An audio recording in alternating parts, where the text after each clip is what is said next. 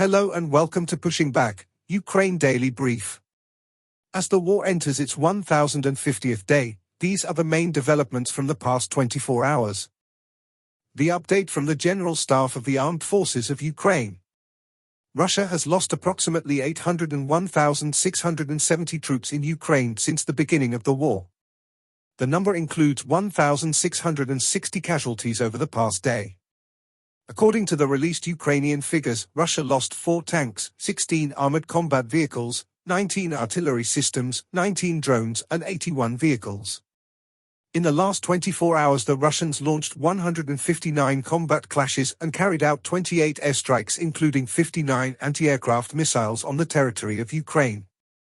They also used 750 kamikaze drones and carried out around 3,886 attacks on the positions of Ukrainian troops and settlements using various types of weapons. In its latest intelligence update, the Institute for the Study of War.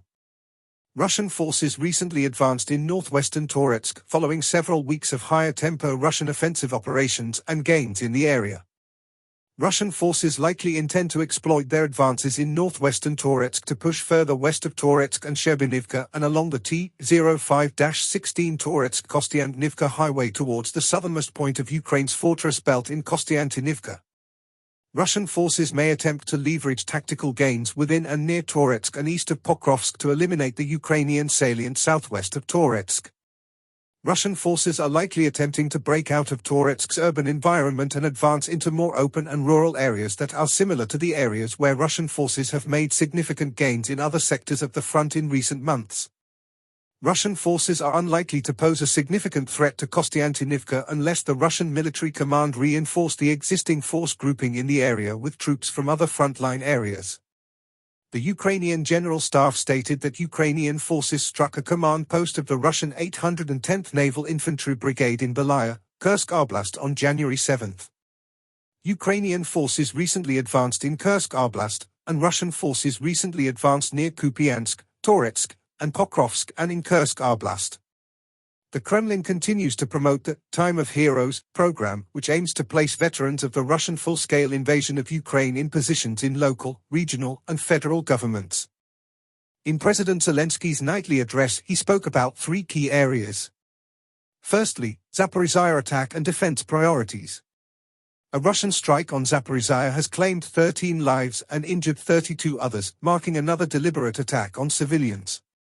Rescue operations are ongoing.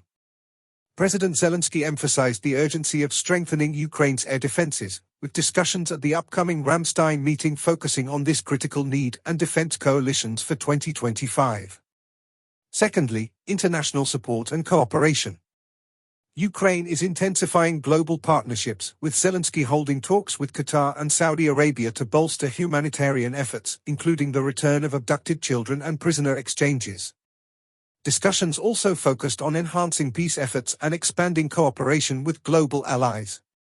Lastly, Moldova stability and energy support. In talks with Moldovan President Maya Sandu, Zelensky pledged Ukraine's support in addressing energy challenges and countering Russian manipulation. Ukraine offered coal to ensure energy stability and aid Moldova's progress toward the European Union, promoting regional peace and development. Thanks for following today's updates. Please don't forget to like and subscribe for more content. We'll return tomorrow with the latest news on the ongoing conflict.